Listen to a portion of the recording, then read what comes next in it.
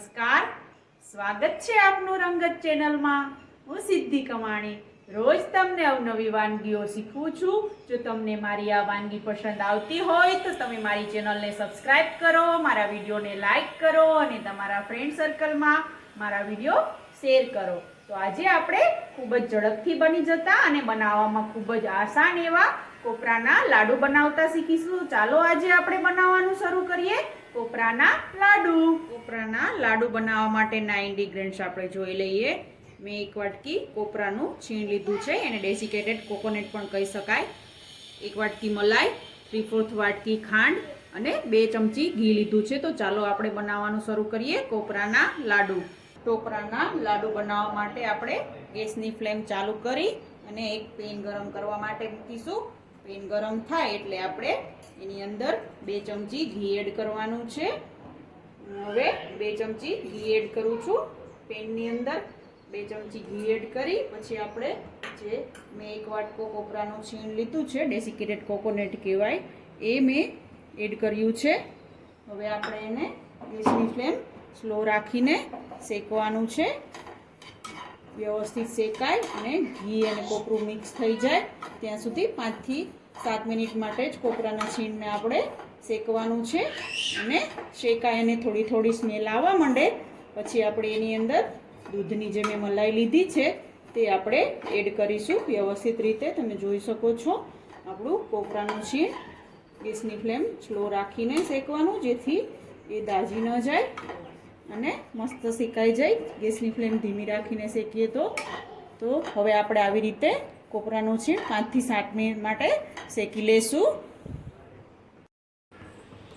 તમે જોઈ શકો છો આપણું કોપરાનું છીણ સહેજ અમથું બ્રાઉન થઈ અને શેકાઈ ગયું છે। તો હવે આપણે એની અંદર મલાઈ એડ કરીશું અને બધું વ્યવસ્થિત રીતે મિક્સ કરી અને મલાઈમાં જે પાણીનો ભાગ હોય તે બળી જાય ત્યાં સુધી આપણે એની અંદર મિક્સ કરવાનું છે અને ગેસની ફ્લેમ સ્લો રાખી અને શેકવાનું છે। તો હવે આપણે એની અંદર જે મેં 1 વાટકી મલાઈ લીધી હતી તે આપણે એડ કરીશું।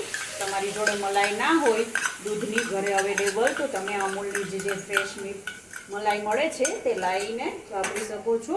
અહીંયા જે ઘરે દૂધ હોય એની ઉપર આપણે ગરમ કરીને જે મલાઈ આવે તે મલાઈનો ઉપયોગ કર્યો છે।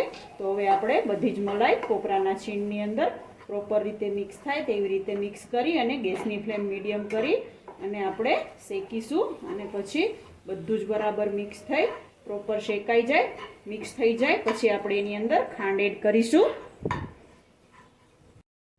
તમે જોઈ શકો છો આપણા લાડુના મિશ્રણની અંદર જે મલાઈ એડ કરી હતી અને જે એમાં દૂધનો જે સેજ ભાગ પાણી જેટલો હતો એ બળી ગયો છે।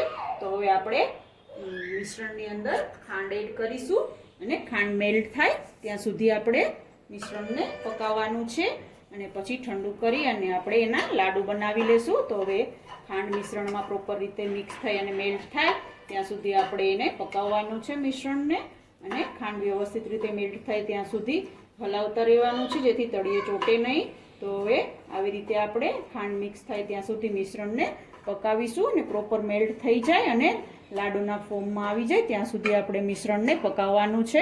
જો તમને મારી આ રેસીપી ગમી હોય તો તમે મારી ચેનલને સબસ્ક્રાઈબ કરો, મારા વિડીયોને લાઈક કરો અને તમારા ફ્રેન્ડ સર્કલમાં મારા વિડીયો જરૂરથી શેર કરો અને તમે પણ ઘરે આ રેસીપી ટ્રાય કરો અને તમને મારી આ રેસીપી કેવી લાગી તે તમે કમેન્ટ બોક્સમાં જરૂરથી જણાવો।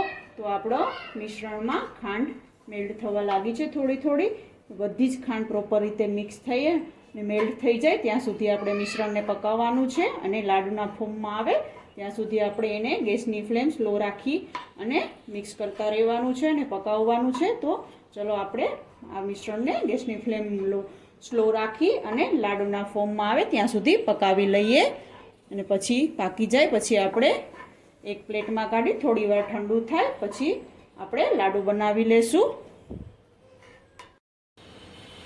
તમે જોઈ શકો છો આપણે ખાંડ જે એડ કરી હતી ટોપરાના મિશ્રણમાં તે પ્રોપર રીતે મેલ્ટ થઈ અને લાડુના ફોર્મમાં મિશ્રણ આવી ગયું છે। તો હવે આપણે મિશ્રણને એક પ્લેટમાં કાઢી થોડી વાર માટે 5 મિનિટ માટે ઠંડુ થવા માટે રાખીશું અને ઠંડુ થાય પછી આપણે એના લાડુ બનાવી લેશું અને કોપરાના છીણથી કોટેડ કરી અને સર્વ કરવા માટે લઈ લેશું।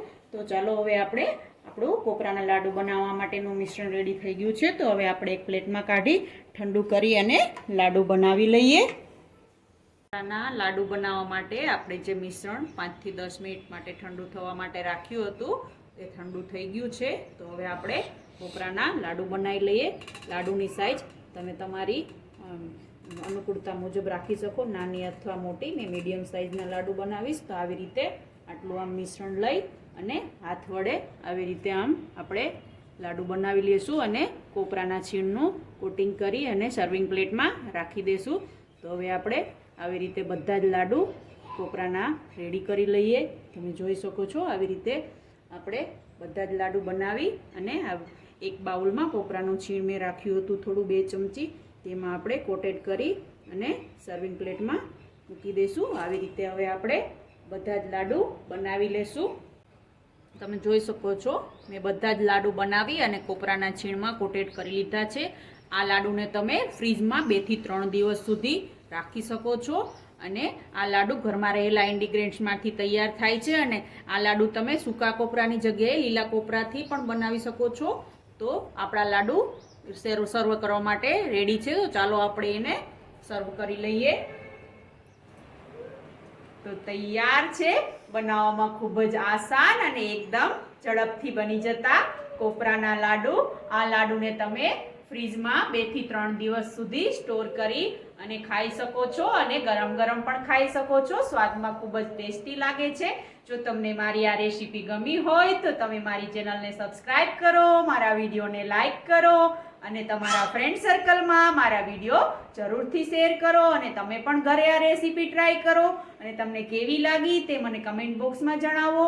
તો રોજ આવી અવનવી વાનગીઓ જોવા માટે જોતા રહો રંગત, ખાણીપીણીના શોખીન ગુજરાતીઓની. Thanks for watching.